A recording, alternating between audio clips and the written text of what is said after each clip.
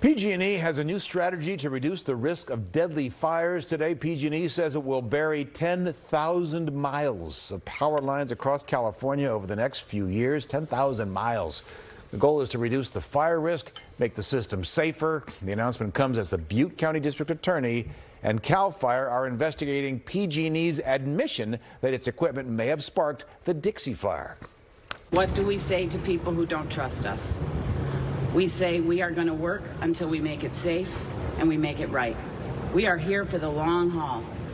I have a team of dedicated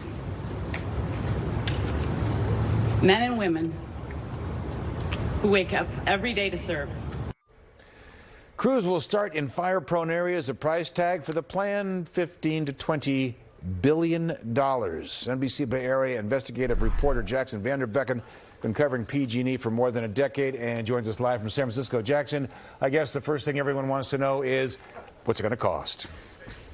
Well, $15 to $20 billion is a rough estimate. They don't really know. If you cost it out, it could be as much as $30 billion, but PG&E hopes it can take advantage of some economies of scale. Is it fair to say our utility bills are going to be going up?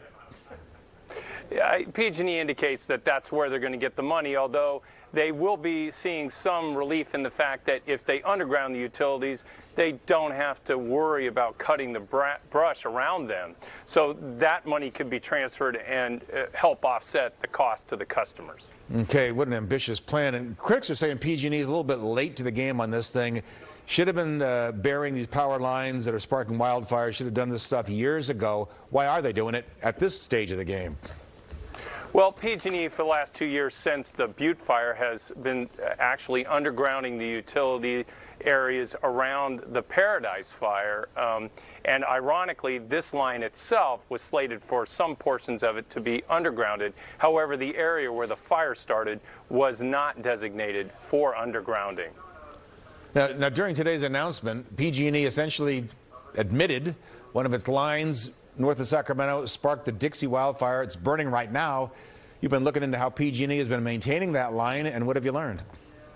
Well, what we understand is that not only have they rank these lines for risk, and it turns out this line was rather high on the risk scale. And as we say, portions that were away from where the fire started were given the highest risk based on the conductor health as well as vegetation risk. So they've looked at these lines and they're starting to rate them so they can determine which lines they need to attend to fast to honor their commitments under the wildfire safety plan that they have.